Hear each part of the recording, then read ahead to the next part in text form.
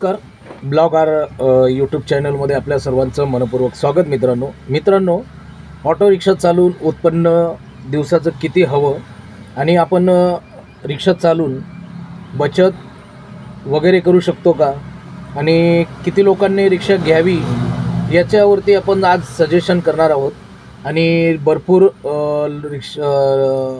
ह्या क्षेत्रामध्ये लोक आता येत आहेत आणि त्यांच्यासाठी हा व्हिडिओ खास असणार आहे. आणि ह्या व्हिडिओच्या माध्यमातून भरपूर लोकांना समजेल की रिक्षा लाईन ही चांगली आहे, की ह्या रिक्षा लाईनमध्ये उत्पन्न किती, ह्या रिक्षा लाईनमध्ये बचत किती. तर आपण आज सविस्तर आज ह्या गोष्टीवरती आज चर्चा करून घेऊया आणि भरपूर लोकांना संतुष्टीही लागेल की किती रिक्षा चालक हा उत्पन्न दिवसाला करू शकतो आणि महिन्याला बचत किती टाकू शकतो.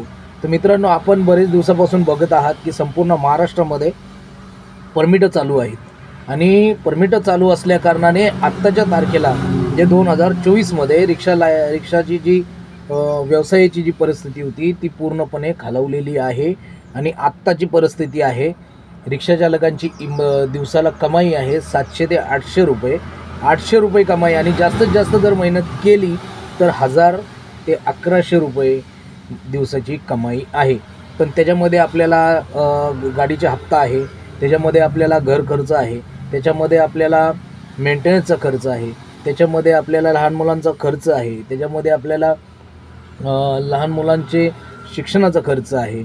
परत जो स्वतःला दिवसभरात जो लागणारा खर्च आहे, जसं बाहेर आपण आल्यानंतर नाश्ता वगैरे करतो, कुठे पोहे, कांदा पोहे, कुठे भजी, कुठे वडेपाव वगैरे अशा प्रकारचे छोटा मोठा जो खर्च असतो तो 100 रुपयाच्या आसपास असतो.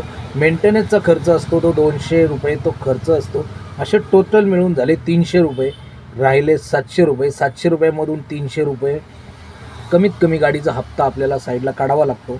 आणि वरती तुम्हाला समजतच असेल की 400 रुपये राहिले तर त्याच्यामध्ये 300 रुपये घर खर्च, 9000 रुपये घर खर्च महिन्याला, बरोबर. आणि 200 रुपये राहतात, या 100 रुपये राहतात, ते आपल्याला कशा पद्धतीने आपल्याला घरासाठी, स्वतःसाठी, या आपल्या बचतीसाठी कसे वापरता येतील ते. आणि पोलिसांचे जे वाहतूक नियम तोडल्यानंतर जो दंड असतो महिन्यामध्ये कमीत कमी 4-5 तर दंड होतातच. अशा पद्धतीने 500 रुपये ते पकडायचे.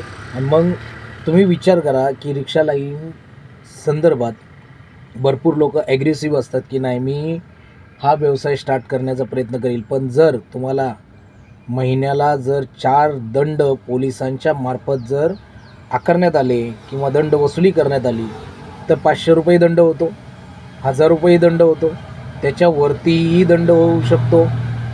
मग तुम्ही विचार करा रिक्षा लाईनमध्ये किती उत्पन्न आहे आणि कशा पद्धतीने वाचू शकतो.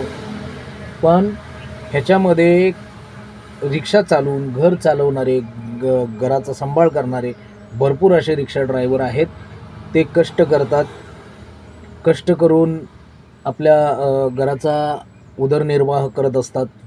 आणि भरपूर लोकांना रिक्षा लाईनच्या संदर्भात कमी प्रमाणात माहिती असते की रिक्षाधंदा चांगला आहे. पण 12 तास 11 तास ड्युटी करूनसुद्धा तुम्ही 600 रुपयामध्ये जसे खुश असतात तसेच रिक्षा लाईनमध्ये तुम्ही 1000-1100 रुपये कमवूनसुद्धा खुश राहू शकत नाही.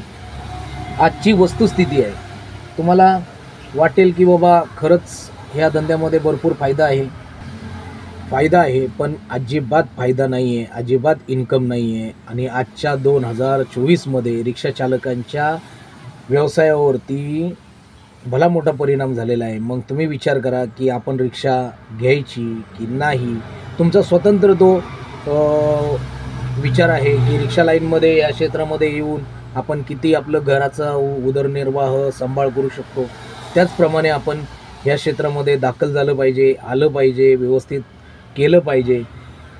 तर क्षेत्र तर तसं बघायला गेलं तर क्षेत्र भरपूर चांगलं आहे. क्षेत्रामध्ये पैसासुद्धा आहे, पण जो दररोजचा येणारा पैसा आहे तो टिकत नाही.